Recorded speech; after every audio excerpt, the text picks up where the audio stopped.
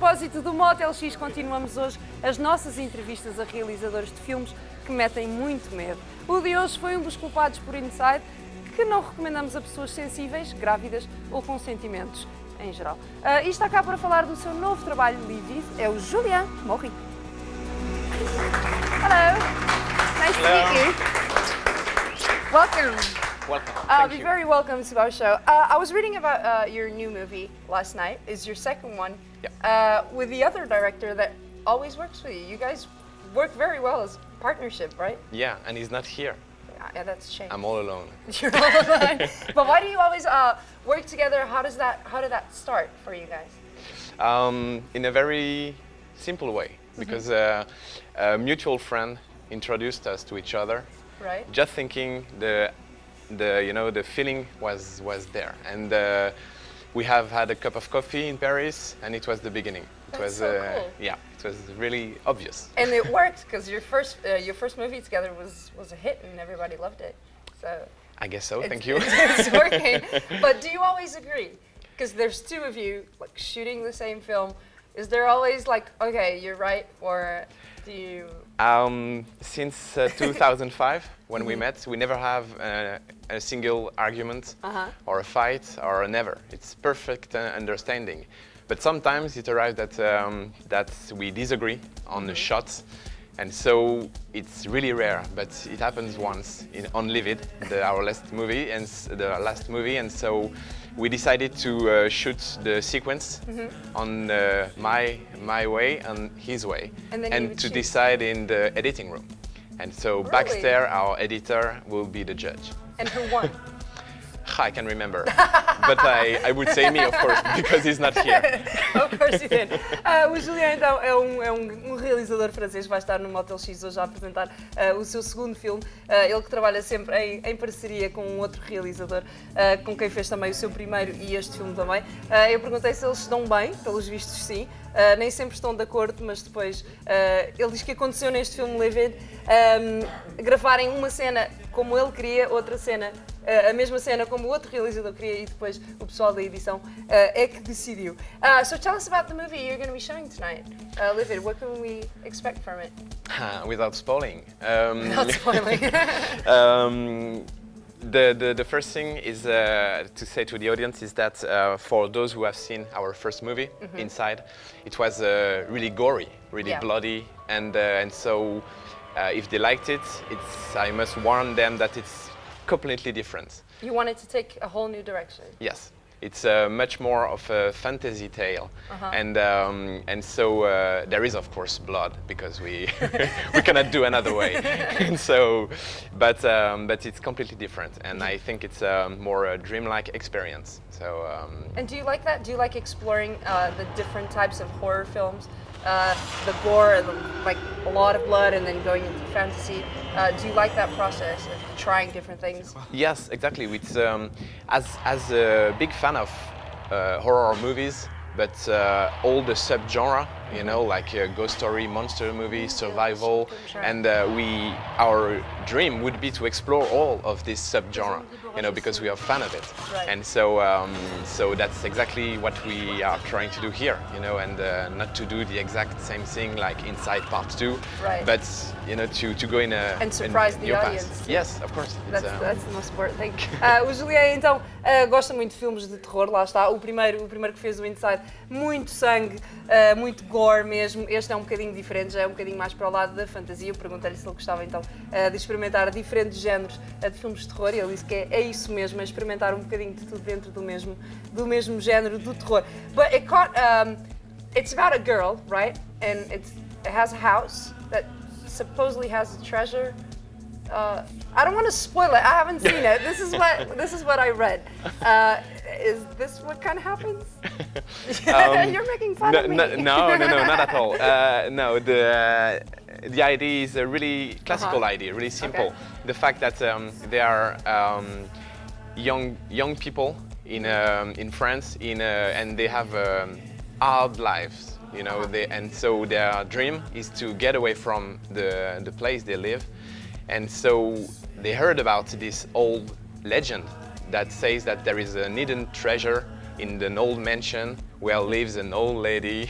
Okay. So and so they say, oh, okay, she's not going to need this money. She's old. She's in a comatose state, and so they decided to rob her. But the problem is that, of course, they are going to find out that she's... It's not that easy. That's not that easy. Então o filme trata então, da história de um grupo de amigos, começa com uma rapariga, mas depois é um grupo de amigos que quer ir procurar um tesouro que supostamente está dentro de uma casa que pelos vistos está mais ou menos assombrada ou qualquer coisa do género. A coisa não corre assim tão bem, mas também não podemos adiantar muito mais para não estragar. So is it, you make French films in France? Here in Portugal, it's very hard to make films and very hard to get money to make films. How is it in France for you, and especially with horror movies? It's the same. It's the same. It's really hard, really hard, because the audience, I guess, is not believing into French horror movies. You know, they believe in American horror movies, right, like the Saw franchise or Final Destinations, and there are big hits in France. But as soon as if it's French, you know, it's, I think... Why is that? Because here in Portugal, it's the exact same thing. I think maybe they are afraid of being bored, you know, because there is the typical image of the French cinema, quite boring, about two people talking in a kitchen like, about their lives and blah blah. And so I think they are afraid of that, and so that's our job to try to convince them. But right, but is it hard for you to get funds to make Live It, for example? Was it hard for you to? Yes, it was really hard because to be quick, it was supposed to be financed by the American, by Robert Rodriguez, director of Spy Kids, and for a big budget. But we had to do American way with an happy ending, and you know, and so you have to compromise. Exactly, and do what and we said, okay, let's come back to France and to have. Do you it know, your way. Yeah, but really small budget, but our way. So to be proud of the movie. Right. And so that's what happened. And so yeah, it was really hard to yeah, raise and money. at least you're happy about the end product, and it's exactly what you wanted it to be. Totally. Yeah. Então eu perguntei ao Julien se é tão difícil em França como é em Portugal arranjar fundos para fazer filmes, e especialmente filmes de terror. Parece que é exatamente a mesma coisa. As pessoas vão ao cinema ver filmes americanos, mas quando são filmes franceses já não é bem assim, exatamente a mesma coisa aqui em Portugal. O filme era suposto ser financiado por americanos, mas depois tinham que fazer o filme como eles queriam, os americanos, e eles quiseram voltar então para a França e fazer com menos dinheiro, mas exatamente como queriam. Julien, I had Pascal here with me yesterday, and I was asking him about his transition from making films in France and going to Hollywood. And I know there's a lot of scripts coming your way from Hollywood and people calling you. Everybody wants you to go out there and make films. Are you as well going to do that transition and go out there and rock it out? You know, it's really tricky because we all know that Hollywood is a big machine, and they are usually breaking, you know, the directors, because in the United States you are not considered like in France as an author, you know, and being the master of your movie. You are just a technician. Right. So you direct the movie, and then the movie belongs to the studio. So they do whatever they want. They can reshoot, you know, everything. They can recut. They can do what they want. So, to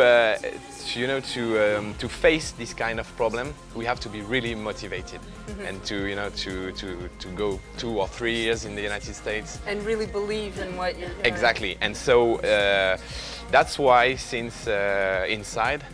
We said almost no to everything, because not because we are diva or rock stars, but just because we don't want to, to be sad. Right. You don't want to make something that you don't. Yeah, and not be proud of our work, you know. And we have several French directors who have been there and who came back like totally depressed and being, I don't want to go there anymore. And so we said yes 2 times. To Dimension Film, the Bob Weinstein and Harvey Weinstein producing company, but we faced the problem you know, and so we said no. Yeah, it must be hard to make those kind of decisions. I bet, but I think you're gonna get there, and you're gonna be a huge star. And what an honor to be here talking to you. Seriously, thank you so much, Julien, for being here. Thank you for inviting me. Best of luck for tonight, for your film. I think people are gonna love it. Finger Absolutely. Thank you so much. Então, o Julien, lá está, não é sempre fácil ir para Hollywood fazer filmes, depois tem que se fazer as coisas como eles querem. Já não se faz aquilo em que se acredita mesmo, mas com certeza que vai acontecer aqui para o Julien, porque é mesmo espetacular. Passem pelo MOTElx, então pessoal, hoje à noite, livre aqui do nosso convidado Julien Maury, vai estar às 9h30 mais ou menos, penso eu. Passem por lá, vamos ficar com o trailer. Thank you so much. Thank you for inviting me.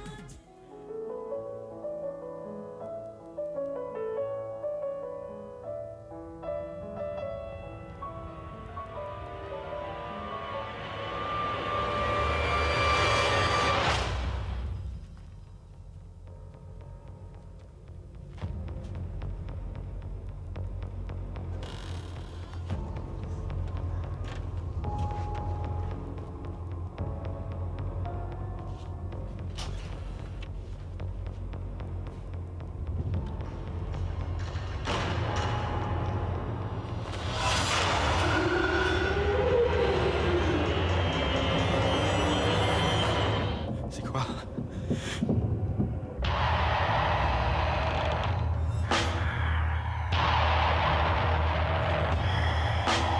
Fouineuse et impatiente comme j'aime. Je te présente Déborah Gessel. C'est quoi cette merde?